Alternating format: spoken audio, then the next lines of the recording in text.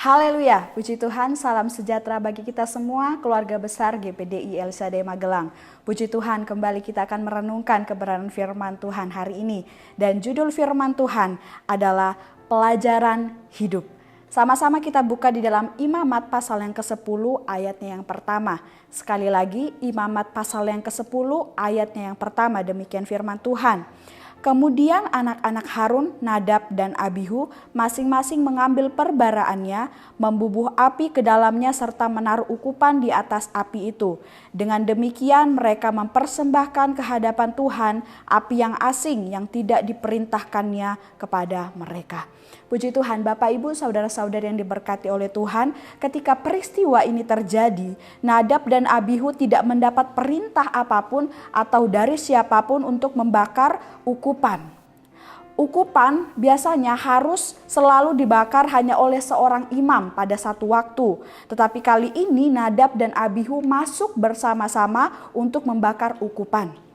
Saat membakar ukupan pun, Nadab dan Abihu bukannya mengambil api dari mezbah yang baru saja dinyalakan di hadapan Tuhan dan yang kemudian dipergunakan dalam persembahan korban dan membakar ukupan, tetapi mereka malah mengambil api biasa. Karena bukan api yang kudus, api yang berasal dari mezbah Tuhan, maka api itu disebut api yang asing. Dan meski tidak secara jelas dikatakan terlarang, tetapi penggunaan api tersebut merupakan suatu kejahatan di mata Tuhan karena tidak diperintahkan oleh Allah secara langsung.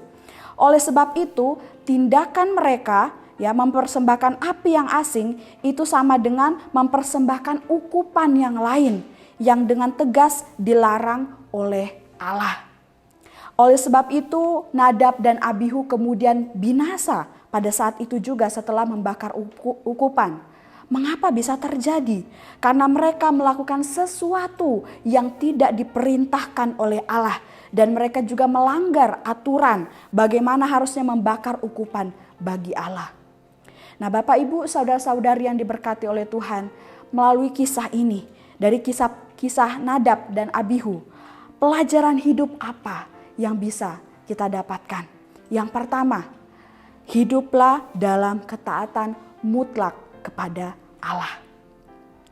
Terkadang manusia tahu ada sesuatu yang tidak boleh dilakukan, tetapi terus dilakukan. Mengapa bisa terjadi? Karena hawa nafsu manusia yang sangat besar. Nafsu untuk melakukan, nafsu untuk memiliki, dan lain sebagainya. Nafsu bisa menggerakkan seseorang untuk melakukan sesuatu yang meskipun orang itu tahu bahwa hal itu tidak boleh dilakukan.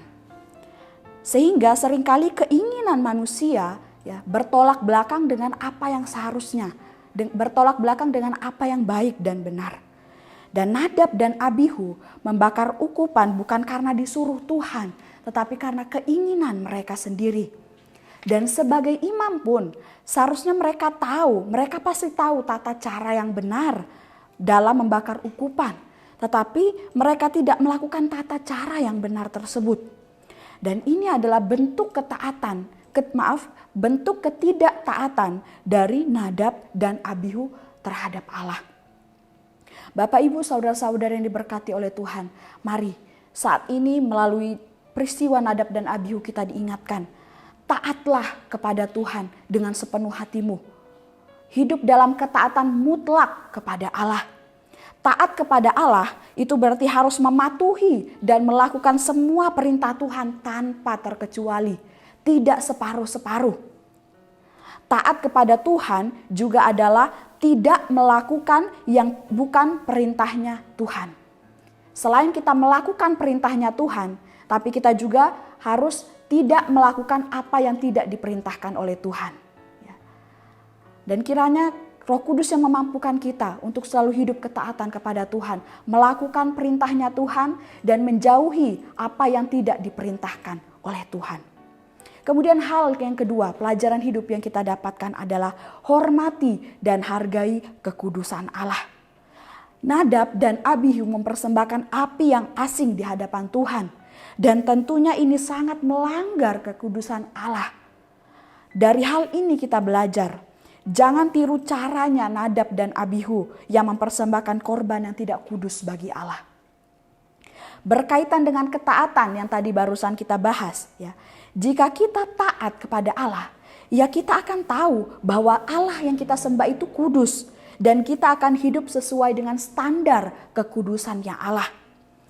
Hidup kita yang kudus ini, ya, ketika kita hidup di dalam kekudusan di seluruh kehidupan kita, ya, kita bisa menjadi persembahan yang kudus pula bagi Allah dan berkenan kepadanya. Seperti yang dikatakan di dalam Roma 12 ayat yang pertama, persembahkanlah tubuhmu sebagai korban persembahan yang hidup, yang kudus dan yang berkenan kepada Allah. Kemudian di kalimat selanjutnya dikatakan itu adalah ibadah yang sejati kepada Tuhan. Jadi mari kita mau menjaga kekudusan hidup kita di hadapan Tuhan. Supaya hidup kita yang kudus ini menjadi persembahan yang kudus juga bagi Tuhan. Bagaimana hidup dalam standar kekudusannya Tuhan? Ada begitu banyak cara yang bisa kita lakukan. Contohnya menjaga perkataan kita. Oh memang kita tidak berkata yang kotor, tetapi kita memfitnah sesama kita. Itu sama saja kita tidak hidup di dalam kekudusan. Tetapi hidup dalam kekudusan adalah memperkatakan hikmat, memperkatakan berkat kepada sesama. Kemudian menjaga tingkah laku dan perbuatan kita. Memang kita tidak membunuh sesama kita, tetapi kita memukul atau menganiaya.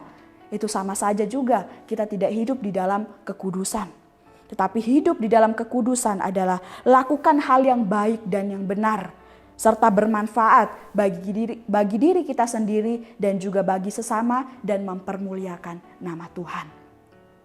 Nah, kemudian pelajaran hidup ketiga yang bisa kita dapatkan dari peristiwa Nadab dan Abihu ini adalah siapapun yang melanggar perintah Allah pasti mendapat hukuman. Karena perbuatan Nadab dan Abihu yang jahat di mata Allah, mereka mempersembahkan api yang asing kepada Allah. Maka keluarlah api dari hadapan Tuhan lalu menghanguskan Nadab dan Abihu pada saat itu juga. Seperti yang dikatakan di dalam ayat yang kedua, maka keluarlah api dari hadapan Tuhan lalu menghanguskan keduanya sehingga mati di hadapan Tuhan. Api yang menghanguskan Nadab dan Abihu ini keluar dengan cara yang sama dengan api yang menghanguskan korban bakaran dan segala lemak di atas mezbah, seperti yang dicatat di dalam Imamat 9 ayat yang ke-24. Mereka langsung mati pada saat itu juga dan tidak ada kesempatan untuk memohon pengampunan dari Allah. Dari sini kita belajar, meskipun Tuhan berpanjang sabar, Allah itu pengasih, ya. Allah itu mengampuni kehidupan kita. Tetapi terkadang Tuhan juga bergegas menindak orang yang berbuat dosa. Orang yang dengan sengaja melakukan dosa atau orang yang sudah tahu bahwa itu tidak boleh dilakukan tetapi terus dilakukan, ya. Sebenarnya mendatangkan kehancuran yang cepat terhadap diri mereka sendiri. Dan kepada mereka ini bahkan waktu untuk bertobat pun tidak akan diberi. Seperti yang dilakukan oleh Nadab dan Abihu yang terjadi dalam kehidupan mereka. Ya. Mereka melakukan sebuah perbuatan yang tidak benar di hadapan Tuhan dan Tuhan langsung menghukum mereka. Dan tidak ada waktu lagi untuk memohon ampun kepada Tuhan.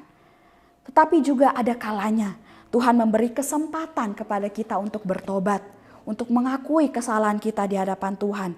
Tinggal dari pribadi kita sendiri, ya, untuk kita mau menyadari perbuatan kita dan cepat bertobat, minta ampun kepada Tuhan. Bapak, Ibu, saudara-saudari yang diberkati oleh Tuhan, melalui kisah Nadab dan Abihu ini kita mendapatkan pelajaran hidup yang luar biasa. Jauhi apa yang dilakukan oleh Nadab dan Abihu yang mempersembahkan korban yang tidak kudus di hadapan Tuhan. Jadilah umat Allah yang hidup dalam ketaatan kepadanya. Menghormati dan menghargai kekudusan Allah. Serta jangan pernah melanggar hukum, jangan pernah melanggar perintahnya Allah di dalam setiap kehidupan kita supaya hukuman Allah tidak menimpa kehidupan kita. Ketaatan kita, kehidupan kita yang kudus, kehidupan kita yang tidak melanggar perintah Allah.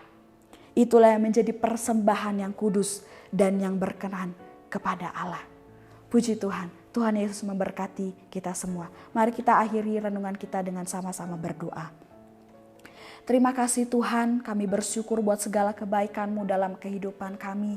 Bersyukur buat kebenaran firman-Mu yang Kau beritakan bagi kami.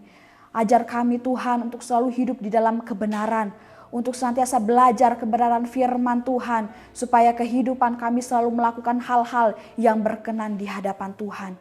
Terima kasih Yesus, terima kasih Bapa. Engkau memberkati seluruh sidang jemaat Tuhan yang ada di GPDI El Shaddai Magelang. Dan kami mau berdoa Tuhan, berkatilah keluarga GPDI El Shaddai Magelang. Kiranya hidup dalam kasih, kiranya keluarga GPDI El Shaddai Magelang tidak pemarah dan tidak menyimpan kesalahan orang lain, tidak bersukacita karena ketidakadilan, tetapi bersukacita karena kebenaran.